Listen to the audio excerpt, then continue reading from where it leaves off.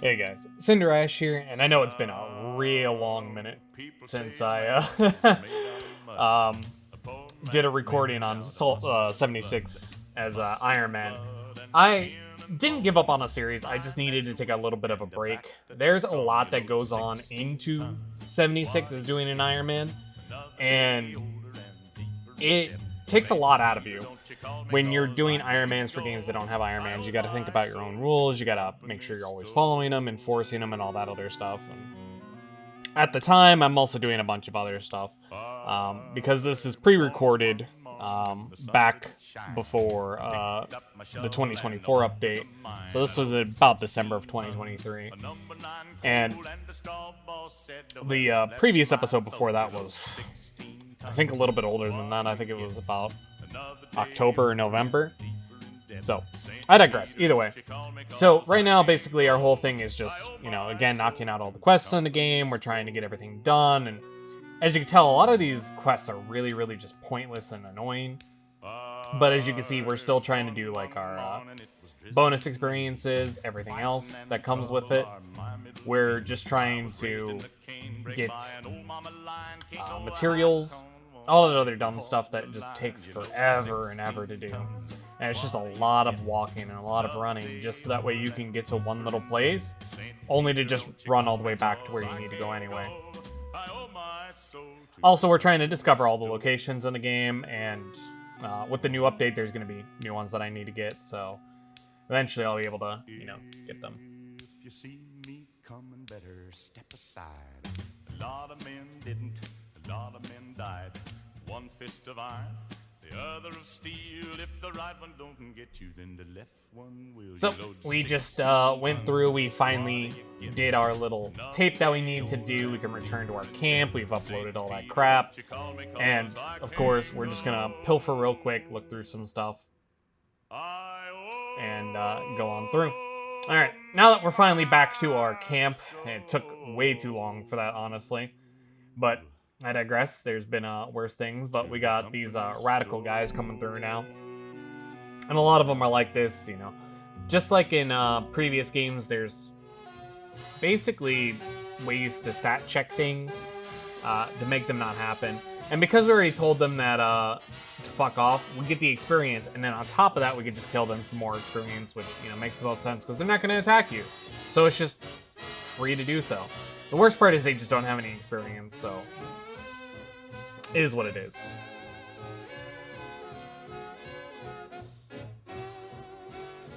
Now we just gotta sit through these guys just yapping, so that way we can get through all the optional stuff and blah blah blah. And the goal is to do a majority of the optional stuff if we can. I know that there's not always the possibility that we can do that, but we'll do what we can. There's a shanty in the town on a little plot of ground with the green grass growing all around, all around. The roof's so worn, so badly torn that it tumbles to the ground. Just a tumble. Now that we hit level 15, we'll be able to start getting some better perks because they require you to be certain levels before you get them, I believe. I could be wrong. I don't remember exactly how the perk system played out. But, we also get our special points and all that, and obviously we're going to be a full strength build. We just need to make sure that we pick our right cards, and again, some of these cards are definitely based off level.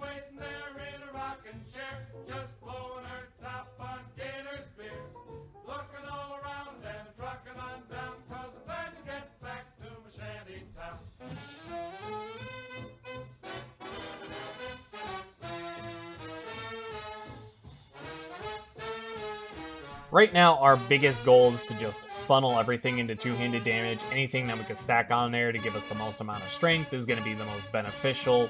A lot of this other stuff we don't really need the levels for. And just like I said before with Charisma in general and a couple of our other ones, we just want to make sure that we're not wasting a lot of materials. We want to make sure that we're doing everything by the book. We're getting our experiences so that way we can get our caps on levels, caps on experimentations, all that stuff. So it's not super rough for us.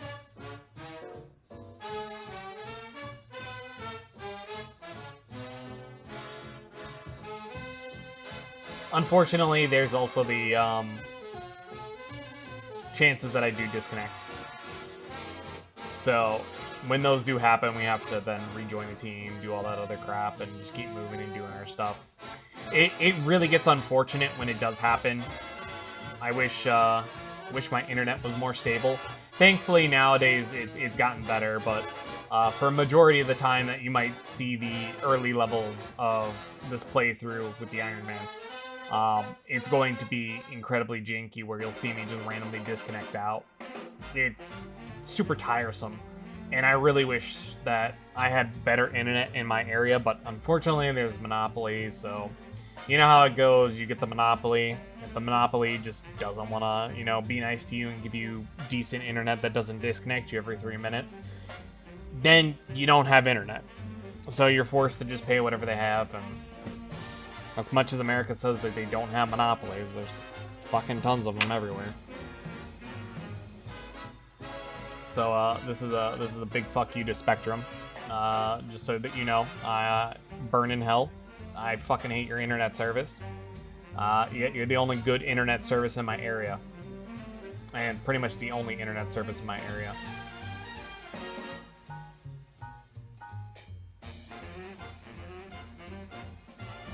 So as you can see, we just saw that guy is on the roof, so we want to make sure that we take everything. We also want to make sure that we're always looking at stuff. We want to make sure that we're always wielding the best two-handed weapon that we can get, whether it's for actual upgrades or not, is pretty much on the table. I know that you need to get plans for them, and most oftentimes the plans for some of these early ones are really bad.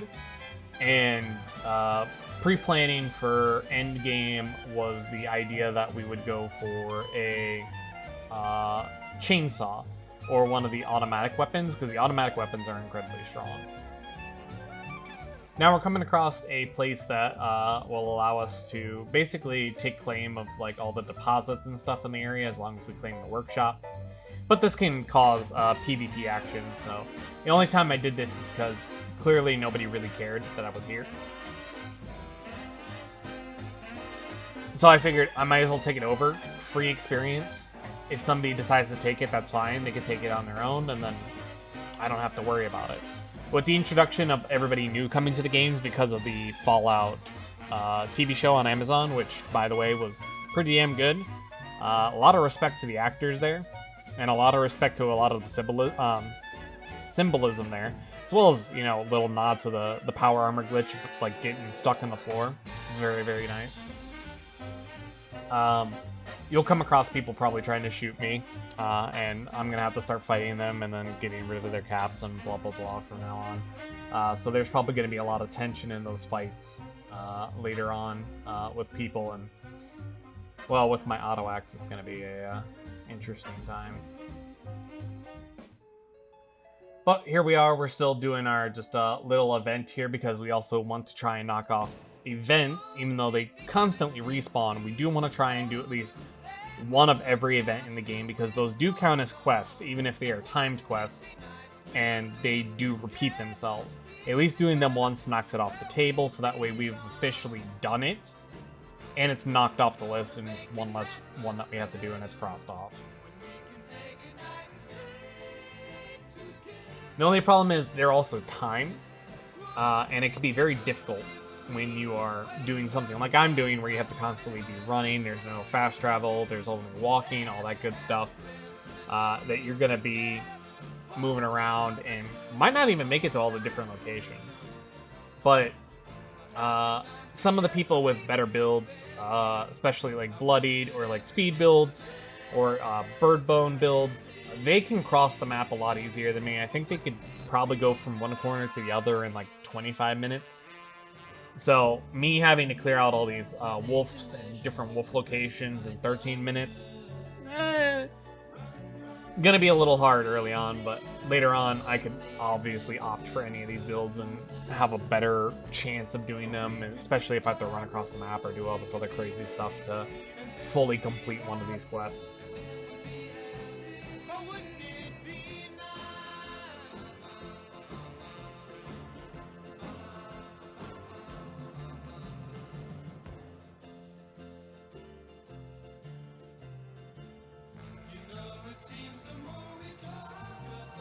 And then there's our first legendary weapon. So the legendary weapons in this game are also incredibly odd and unique in the fact that there's 3 stars and basically almost anything can roll on any of them and give you some crazy stuff.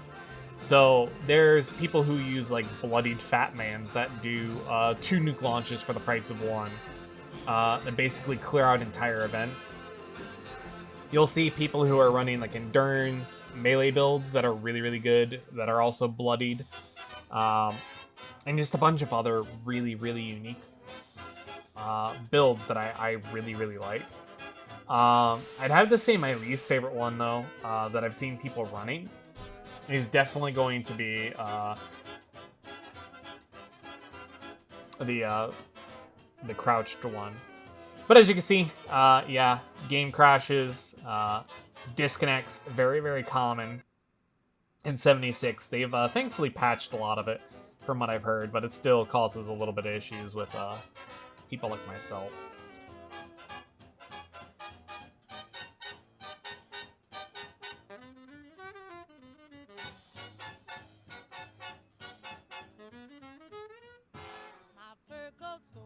And then as we're going through, we're also just trying to gather these locations, because chances are I'm not going to come back to a majority of these locations. Like this one, for example, who the hell cares? Who's going to actually come here and, you know, get the location? You know, they see it, it looks like a little shitty shack. You go in, there's nothing there. There's no quest, there's no nothing. There's a chest you might get a couple frag grenades out of, but come on. It's not worthwhile. So here's something that wasn't a part of the game when I first played. Is that you didn't have in-ground shelters. So like during rad storms and everything, you basically just had to actually go inside a physical building and wait it out, which was awful.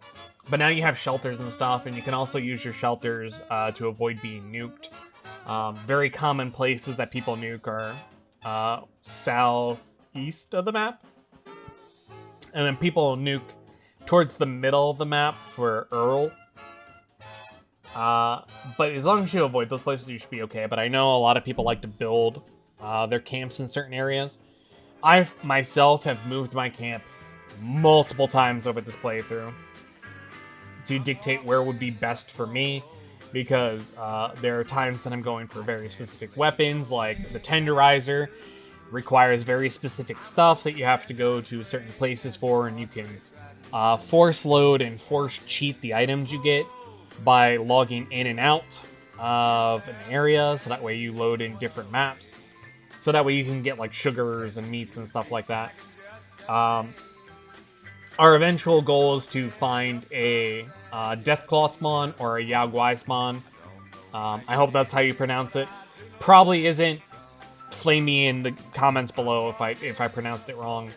I understand I should probably look up how to pronounce it, but it is what it is. It's the bears, you know, the mutated bears. That's what we're looking for. The reason we're looking for those is because the meat buffs, even before the 2024 patch, were really, really strong.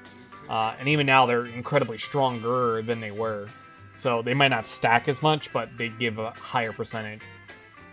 So we'll be able to actually just yeet, grab, and toss into the cooker and be able to have a permanent melee buff through the meat at all times. And then whenever the hour respawns happens, or if I need to leave and come back in, I can just grab more of their meat, throw it in a freezer, keep it stored very nice and neat, and then I can obviously just go and do the other beneficial things.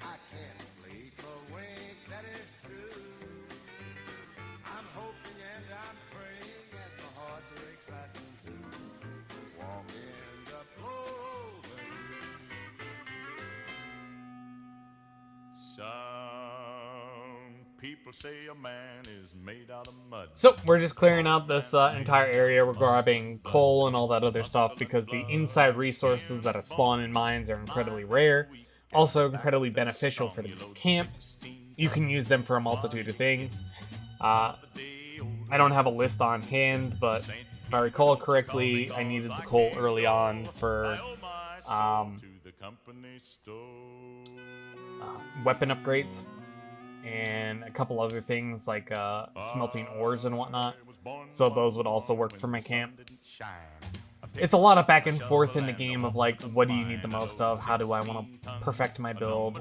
All that crazy stuff. But it's a lot in 76 compared to the other Fallout games where you can almost like determine immediately by looking at the perks what's the strongest thing to grab.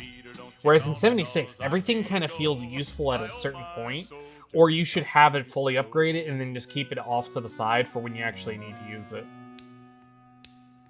One common one that I know of is like keeping like armor perks off of you and your melee perks off of you unless you absolutely need them, and then you put on like your crafting set, which is why people have multiple specials. People have specials for their melee build, people have specials for their crafting builds, people have specials for their ranged builds, and they're not that hard to change. You just have to have a special signpost, which costs atoms, if I recall correctly. There are ways to get it for free, I believe with the gold bars. But even then, you can also just travel to a train station, change them. But I also think most people have them because of just how beneficial they are. But that is it for this episode. I hope you guys take care, stay awesome, and I'll catch you guys on the next one.